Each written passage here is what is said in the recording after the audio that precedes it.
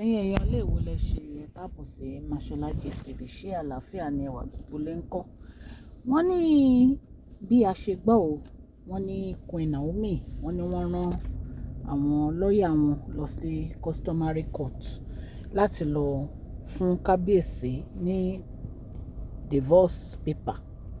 Wọ́n ní wọ́n fẹ́ file divorce pẹ̀lú kábíyèsí pé Queen Naomi ní àwọn fẹ́ move forward pẹ̀lú life wọn, wípé enough is enough, àwọn ò fẹ́ jẹ́ pàtì àwọn olórí kábíyèsí mọ́, wípé tí àwọn ò bá tiẹ̀ máa jẹ́ pàtì olórí kábíyèsí kò ń ṣe pẹ̀lú àǹtí wáyé. Wọ́n ní àwọn ò lè ever sí ní ibi tí kábíyèsí á ti fẹ́ àǹtí wáyé gẹ́gẹ́ bí ìyàwó. Nǹkan tí a gbọ́ nìyẹn, wọ́n ní àwọn ò lè ṣe é pé torí ẹni tó ti betray àwọn lákọ̀ọ́kọ́, àwọn ò ní lájọ́ àwọn sílẹ̀ kí àwọn àti ẹjọ́ máa ṣorogún. Nǹkan tí a gbọ́ nìyẹn tán ni Queen Naomi sọ allegedly. So right now wọ́n ní àwọn lọ́ọ̀yà wọn náà ti dìde láti ṣe divorce kábíyèsí àti Queen Naomi. Ìpè kábíyèsí lọ bá Queen Naomi ní Royal Mansion lẹ́kọ̀ọ́. Wọ́n bẹ Queen Naomi pé kí Queen Naomi fún àwọn ní time. Ìpè àwọn mọ̀ pé inú Queen Naomi ò dùn sáwọn. Ìpè ṣùgbọ́n kì í ṣe intentional. Ẹ̀yin èèyàn lé bí a ṣe gbọ́. Wọ́n ní Queen Naomi ní àwọn ò lè go on pẹ̀lú gbogbo nǹkan tó ń ṣẹlẹ̀ nínú palace o. Wọ́n ní because enough is enough. Ìpè ó ti sú àwọn. Ìpè tó bá tiẹ̀ jẹ́ pé gbogbo ayé ni kábíyèsí fẹ́fẹ́ tán gẹ́gẹ́ bí ìyàwó. Ìpè ṣùgbọ́n àwọn àti àǹtí yé àwọn ò lè jọ gbé inú palace. Wọ́n ní Ifá Prince wọ́n náà sọ fún kábíyèsí pé kí kábíyèsí má gbà kí Queen Naomi lọ o.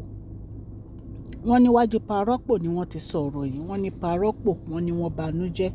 Another gist a tún gbọ́ nìyẹn.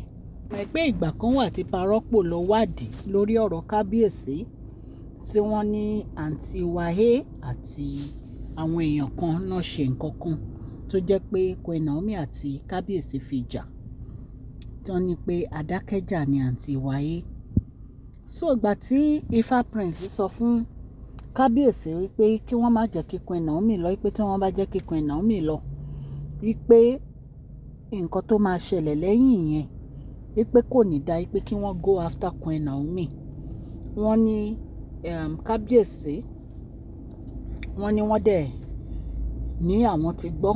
Wọ́n ní parọ́pò, wọ́n ní wọ́n banújẹ́ lórí ọ̀rọ̀ yẹn ní ìgbà tí wọ́n gbọ́.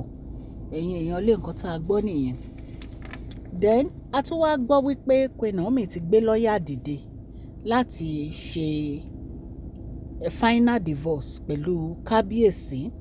Wọ́n ní customary court ni wọ́n fẹ́ gbé divorce yìí lọ. Ẹ̀yin èèyàn lé, wọ́n ní gbogbo arrangement tí wọ́n máa fi ṣe divorce, wọ́n ní gbogbo ẹ̀ ni wọ́n ti tẹ̀lé. Wọ́n nígbà tí kábíyèsí dẹ́gbọ́n, wọ́n ní kábíyèsí lọ bá Queen Naomi ní Royal Mansion torí wọ́n lẹ́kọ̀ọ́ ni wọ́n wà.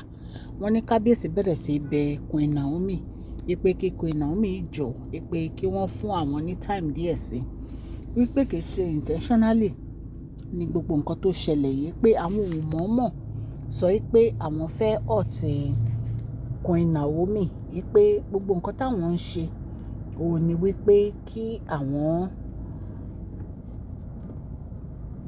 múnú Queen Naomi dùn ní gbogbo ìgbà, wípé àwọn ò mọ̀ pé irú ọ̀rọ̀ báyìí ó máa hurt Queen Naomi. Ẹ̀yin èèyàn lé nǹkan tá a gbọ́ nìyẹn. Ẹ jẹ́ kí gbogbo ẹ̀yin olólùfẹ́ wa pé ẹ káàbọ̀ sí Mashola Gist TV. Mashola Gist TV àtúndé. Mashola Gist TV àtúndé. Bí a ṣe ń dé, a kí ọmọdé, a kí àgbà. Ẹ káàbọ̀ sí Mashola Gist TV. Mashola dé o, àtúndé. Àgbé tuntun dé, àgbé tuntun dé. Àmú gist alálùbáríkà wá fún yín lórí public gist, lórí royal gist, lórí celebrate gist Mashola today àtúndé Mashola Gist TV àtúndé ẹ̀yin aráalé ẹ káàbọ̀ sí Mashola Gist TV. Ṣé àlàáfíà ni ẹwà gbogbo lè ń kọ́? Lórí ìkànnì yìí à ń sọ̀rọ̀ lórí celebrity gist, royal gist, politics àti gbogbo nǹkan tó ń ṣẹlẹ̀ ní